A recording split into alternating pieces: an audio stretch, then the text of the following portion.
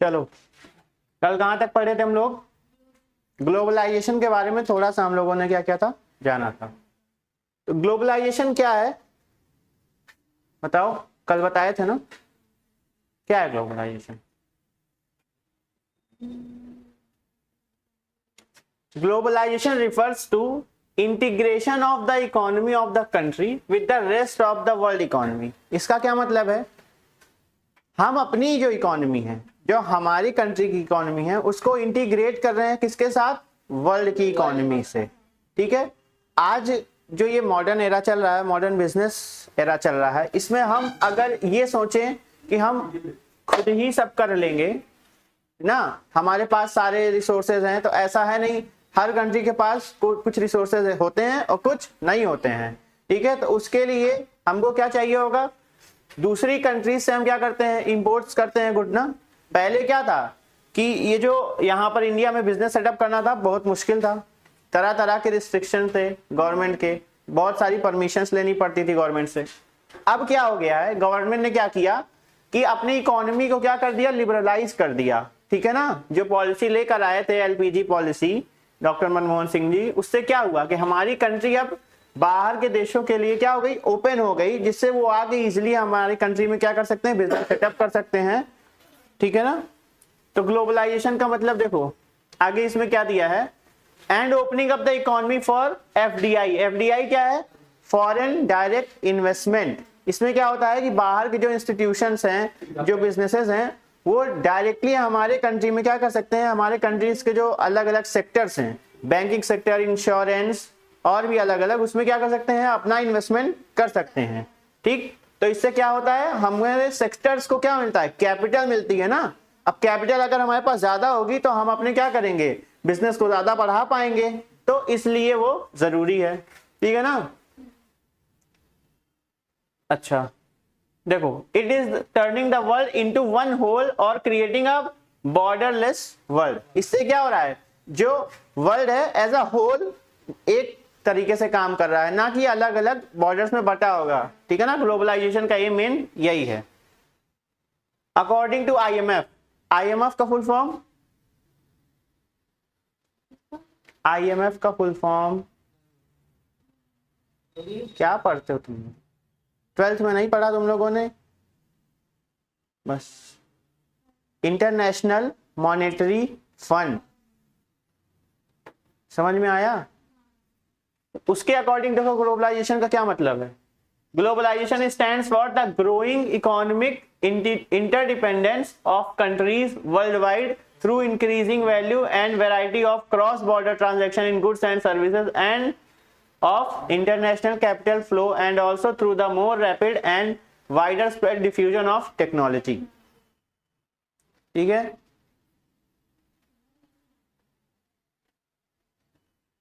IMF क्या बता रहा है कि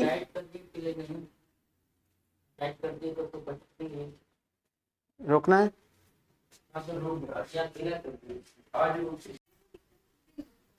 चलो ठीक है,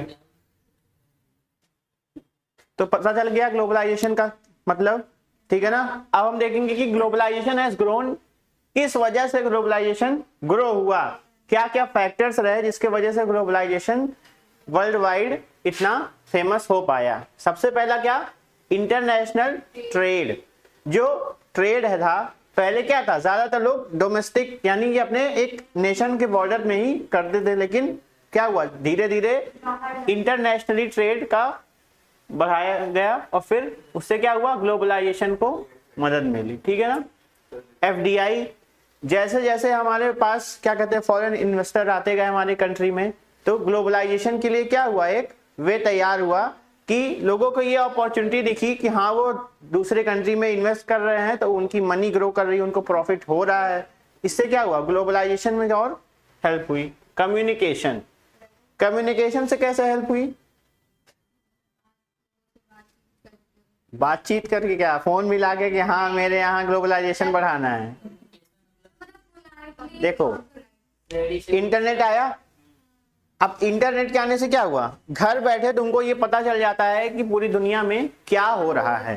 ठीक, ये पता चल गया तुमको, अब तुमको जब दिखा कि ठीक है दूसरे कंट्री में, मान लो तुमको पता चला कि हाँ यहाँ पर इन्वेस्टमेंट की अपॉर्चुनिटी अच्छी है, वहां पर रिटर्न्स अच्छे मिल रहे हैं, वहां पर ये इंडस्ट्री ग्रो कर रही है, वहां की गवर्नमेंट इस तरीके से क्या कहते हैं हेल्प कर रही है इन्वेस्टर के लिए, तुमको पता चल गया इंटरनेट के थ्रू।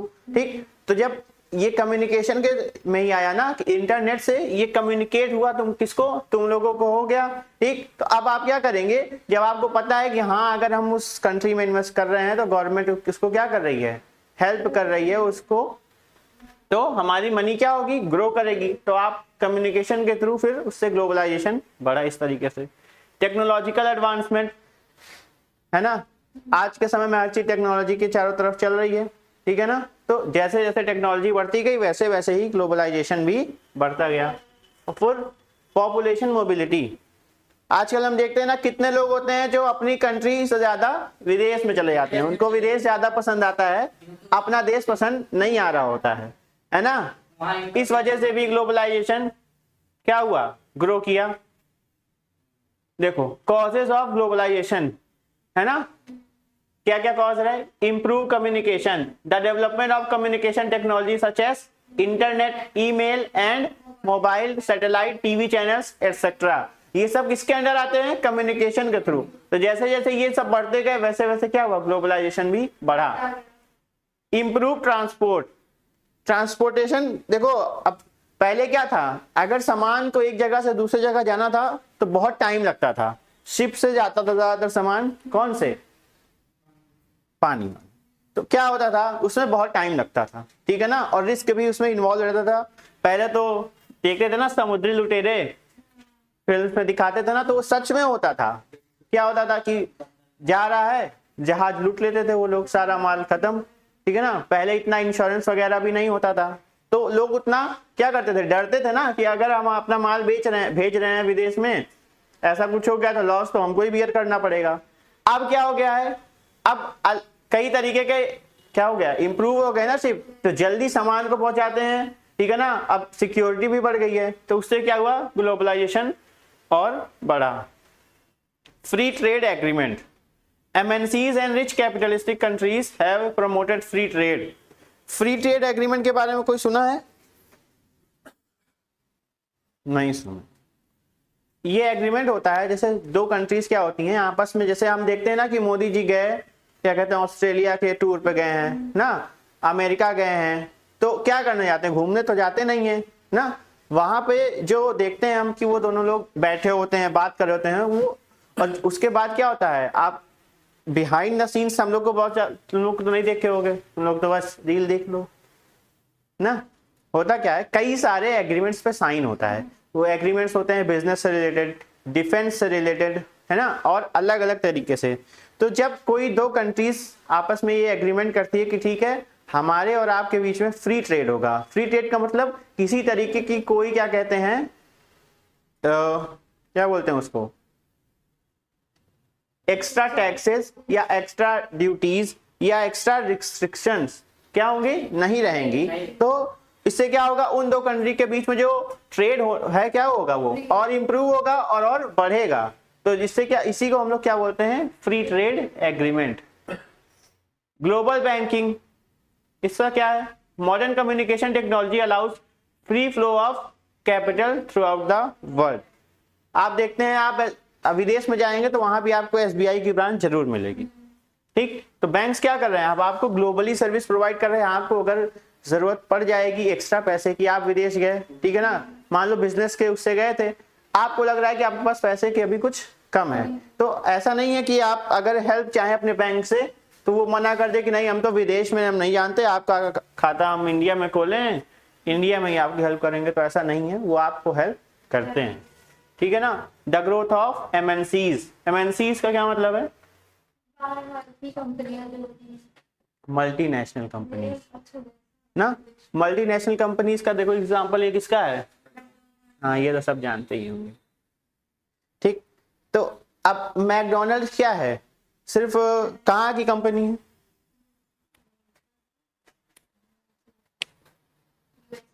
USA की, ठीक। क्या है मैकडोनल्ड, क्या सिर्फ USA में नहीं है, इंडिया में है, इवन वर्ल्ड के बहुत सारी कंट्रीज में है। तो ये क्या है, मल्टीनेशनल, जहां वो 2 से ज्यादा, कई ज्यादा कंट्रीज में उसकी ब्रांचेस हैं। अच्छा, आप देखते होंगे कि ये जो कंपनीज होती हैं, ये जरूरी नहीं कि जिस तरीके से वो ऑपरेट कर रही है यूएसए में उसी तरीके से इंडिया में करे या उसी तरीके से जापान में करे। वो क्या करते हैं कि वहां उस कंट्री के कल्चर को देखते हैं, वहां के लोगों को देखते हैं कि उन्हें क्या पसंद आ रहा होता है, उस अकॉर्डिंग क्या करते हैं, वो अपने प्रोडक्ट्स को थोड़ा सा मॉडिफाई करते हैं। अब देखो पॉजिटिव इफेक्ट ऑफ ग्लोबलाइजेशन। पहला क्या है, ग्लोबल मार्केट।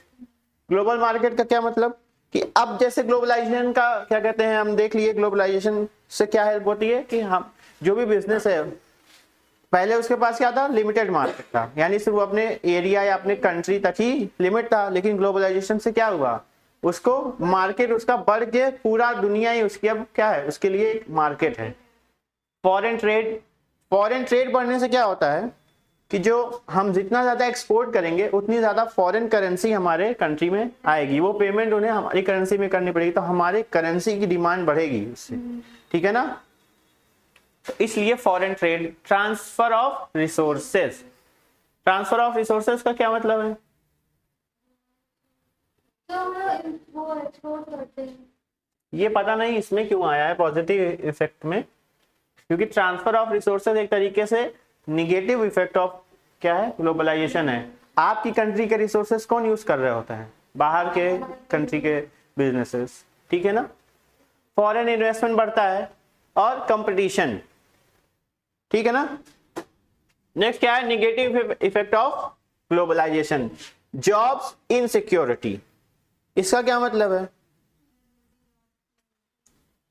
देखो अब क्या होता है कि ये सब क्या है, प्राइवेट बिजनेसेस हैं, इसमें आप अच्छा परफॉर्म करेंगे तो आप बने रहेंगे, आप ग्रो करेंगे। अगर आप उनके स्टैंडर्ड के अकॉर्डिंग, उनके रिक्वायरमेंट्स के अकॉर्डिंग काम नहीं करेंगे तो क्या होगा, आपकी जॉब चली जाएगी। तो यहाँ पर क्या है, जॉब की इनसिक्योरिटी है। लॉस ऑफ डोमेस्टिक इंडस्ट्रीज, ये एक बहुत बड़ा ड्रॉबैक है ग्लोबलाइजेशन का, ठीक है ना। अब आप देखिए कि अब क्या हो रहा है, कंट्रीज जैसे इंडिया को ही देखिए, वो क्या कर रही है, अपने डोमेस्टिक इंडस्ट्रीज को प्रमोट कर रही है, जो स्मॉल स्केल इंडस्ट्रीज है। आप देखे होंगे ना, जो गांव में वो लोग, वो जो मूंज जानते हो, मूंज, जूट, उससे क्या बनाते हैं, वो अलग अलग सामान, मेले में देखो उनका एक अलग से स्टॉल लगता है, ठीक है ना। खादी को जानते हो, खादी के कपड़े बहुत सारे क्या कहते हैं, अच्छे ब्रांड से बहुत अच्छे होते हैं और सस्ते भी होते हैं। गर्मियों के लिए खादी बेस्ट, ठीक है। लेकिन लोग क्या करते हैं, उनको पसंद नहीं आता है गुच्ची, वो ब्रांड लो जो तुम लोग अफोर्ड कर सको। क्या है वो, उसका क्या नाम है, जूडियो, वो नाम लो तो समझ में भी आए, ठीक है ना। तो इससे क्या होता है, हमारी डोमेस्टिक इंडस्ट्री, उसको क्या होता है, लॉस होता है। लोग क्या सोचते हैं कि चलो ये तो इंटरनेशनल ब्रांड है ना, ठीक। अनएम्प्लॉयमेंट, अब क्या हो रहा है, ज्यादा तो ज्यादा, ठीक है, मान लो इंडस्ट्री तो लग रही है, लेकिन उसके वो चाहती हैं कि आप कैसे लेबर हो या कैसे एम्प्लॉयज हो, स्किल्ड हो, जिनके पास स्किल हो, ठीक है ना। अगर आपके पास, और लोग क्या कर रहे हैं, लोग सोचते हैं कि वो थोड़ी सी भी पढ़ाई किए हो, लेकिन उनको क्या हो, उनके पास जॉब होनी चाहिए, ठीक है ना। ट्रांसफर ऑफ नेचुरल रिसोर्सेज, ठीक है ना। अब क्या हो रहा है, बाहर की कंट्रीज यहाँ आएंगी, आपकी लैंड यूज कर रही हैं, आपके रिसोर्सेज यूज कर रही हैं, रॉ मटेरियल यूज कर रही हैं, ठीक है ना। डोमिनेंस ऑफ फॉरेन इंस्टीट्यूशन, ठीक है ना, ये बिल्कुल वैसा ही है इसका तरह। लॉस ऑफ डोमेस्टिक इंडस्ट्रीज, ठीक।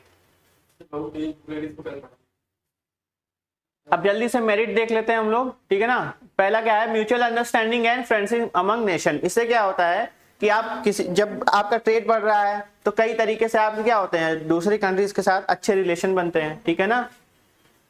फॉर्मेशन ऑफ एनजीओस, जैसे अब आपने देखा है ना कि गवर्नमेंट ने क्या मैंडेटरी कर दिया है, कॉर्पोरेट सोशल रिस्पॉन्सिबिलिटी, जिसमें हर कंपनी जिसका टर्नओवर 1000 करोड़ से ज्यादा है, उसको क्या करना है, अपने लास्ट 3 ईयर के नेट प्रॉफिट का 2% किसके लिए यूज करना होगा, सोशल वेलफेयर के लिए, ठीक है। तो ये मैंडेटरी है। तो उससे क्या होगा, फॉर्मेशन ऑफ एनजीओस कई सारे बन रहे हैं, जब बाहर की कंपनी आ रही है उनको भी ये काम करना पड़ रहा है, ठीक है ना। Tariff barrier removed so growth in international trade, बताए कि क्या होता है, टैरिफ कम हो रही, ग्लोबलाइजेशन का सबसे पहला होने का जो रीजन वो क्या है, ये टैरिफ बैरियर्स रिमूव हो गए, जिससे क्या हुआ, तभी ग्लोबलाइजेशन बढ़ पाया। क्वालिटी कंज्यूमर गुड्स, ये कैसे है, अब जब बहुत सारी कंपनियां मार्केट में आ रही हैं तो कस्टमर किस कंपनी को चूज करेगा, जिसकी क्वालिटी अच्छी होगी, है ना। तो अब कंपनीज क्या करेंगी, अब प्राइस तो वो ज्यादा बढ़ा नहीं सकते और बहुत ज्यादा कम कर देंगे तो उनको प्रॉफिट भी नहीं होगा, तो वो कंपटीशन किस बेस पे करते हैं, क्वालिटी के बेस पे। टूथपेस्ट में देखो, कोलगेट अलग तरीके से अपना क्या कहते हैं एडवर्टीजमेंट करता है, और क्लोजअप है, सेंसोडाइन है, ये सब, और वो क्या है तुम्हारा पतंजलि, ये लोग सेम चीज को क्या कहते हैं कोट कर रहे होते हैं कि हमारी क्वालिटी, सब लोग अपना अलग अलग एक यूएसपी बताते हैं। यूएसपी यानी यूनिक सेलिंग प्रपोजिशन। कोलगेट क्या करता है, वाइट टीथ, सफेद दांत, वही पतंजलि क्या करता है, नेचुरल है हमारे प्रोडक्ट्स, नेचुरल चीजों को हमने यूज किया है। सेंसोडाइन किस चीज को क्या कहते हैं जोर देता है, किस चीज पे, कि जिसको दांतों में कुछ प्रॉब्लम है उसके लिए करता है। क्लोजअप ताजा सांसें, है ना, आपकी सांस इतनी अच्छी है कि, ठीक है ना, ऐसे ही करके और सारे क्या कहते हैं इसके क्या है मेरिट्स हैं, ठीक है ना। लास्ट डिमेरिट्स देख लो, उसके बाद छुट्टी कर देंगे आप लोग, ठीक है ना। Destruction of native industries, native मतलब, नेटिव मतलब अंग्रेजी माध्यम के छात्र हो तुम लोग, शर्म आती है। डोमेस्टिक, थोड़ा कॉमन सेंस भी यूज कर लिया करो, ठीक है ना। तो उसका क्या होता है, डिस्ट्रक्शन हो जाता है, क्यों, क्योंकि एमएनसीज हैं, उन सब के पास ज्यादा कैपिटल होती है, ठीक है ना। हमारी डोमेस्टिक इंडस्ट्री को उतनी कैपिटल नहीं है कि वो इतना अपना एडवर्टीजमेंट कर सकें, है ना। इस वजह से उनको क्या होता है, लॉस हो जाता है और वो फिर धीरे धीरे खत्म हो जाती है। Poor countries are at a loss. अब जो पुअर कंट्रीज है, पुअर मतलब कि जिनकी इकोनॉमी अच्छी नहीं है, तो उनको लॉस हो जाता है, ठीक है ना। किस तरीके से, बाहर की कंट्रीज आते, बिजनेसेस आते हैं, उनके रिसोर्सेज को यूज करते हैं, अब फायदा उठाते हैं और फिर चले जाते हैं, और उनको बहुत ज्यादा लॉस, प्रॉफिट नहीं हो पाता। तो कुछ तो बंद हो जाती है ना। एक्सप्लॉयटेशन ऑफ चीप लेबर, देख रहे हो इंडिया में कितनी सारी इंडस्ट्रीज सेटअप होती हैं, क्यों, क्योंकि यहाँ लेबर क्या है, चीप मिलते हैं। मतलब आप देखते होंगे, एक बेसिक सा एग्जांपल, जब किसी का घर बनता है तो वो लेबर सोचता है कहाँ से लाने का, गांव से लाने का, क्यों, यहाँ पे लेबर 600 लेगा तो वहां 400 में ही मिल रहा होता है। इसीलिए ना सेम यही चीज होती है ये इंटरनेशनल लेवल पे, उस कंट्रीज में वो ज्यादा जाना चाहते हैं जहां पे लेबर उनको सस्ते मिल पाए, क्योंकि बाकी सब तो उनके पास है, बचा क्या उनके लिए, मैन पावर, तो उनके लिए वो क्या करते हैं, चीप लेबर को खोजते। Inequalities with in the countries, इससे क्या क्रिएट होता है ग्लोबलाइजेशन से, इनइक्वालिटी। इनइक्वालिटी कैसे, पुअर है, पुअर होता जा रहा है, और जिसके पास पैसा है वो और पैसा उसके पास होता जा रहा है। फिर ऐसा ही है, impact on works, impact on farmers, impact on environments. Farmer से क्या इम्पैक्ट पड़ रहा है, फार्मर से वो लोग क्या करते हैं, डायरेक्टली क्या कहते हैं सामान खरीद लेते हैं, और किसान से क्या होता क्या है, देखो गांव के लोग अभी भी बड़े सीधे साधे से ही हैं, उनको लगता है कि हमारा ज्यादा एक साथ सामान खरीद ले रहा है, ठीक है ना। उनको लगता है कि क्या पता, गवर्नमेंट ने भी लेती है ना उनसे गेहूं चावल सरसों लेती है, लेकिन उनको लगता है कि गवर्नमेंट का पैसा क्योंकि पेमेंट लेट आती है, उनको लगता है कि अभी हमको इंस्टेंट पैसा मिल रहा है, हमारा सारा सामान भी बिक रहा है, तो हम इसी को बेच देते हैं और इसी चीज का वो लोग फायदा भी उठाते हैं, ठीक है ना। बनिया अच्छा रेट दे बनिया थोड़ा सही लगेगा ना ये। इम्पैक्ट ऑन एनवायरमेंट, एनवायरमेंट सब जानते ही हैं, तरह तरह के केमिकल यूज हो रहे हैं प्रोडक्शन में, है ना। एयर पोल्यूशन बढ़ रहा है, देख ही रहे हो यहाँ, और रिवर्स क्या है, गंदी हो रही है, तो उससे क्या हो रहा है, इतनी जल्दी है जाने की। चलो ठीक है, कल क्या पढ़ेंगे, लिबरलाइजेशन। पढ़ के आया करो थोड़ा सा, जब पता होता है कि पीडीएफ है, इसके आगे ये टॉपिक है, तो खुद से पढ़ कर आया करो तो ज्यादा समझ में भी आएगा, ठीक है ना। चलो, थैंक यू।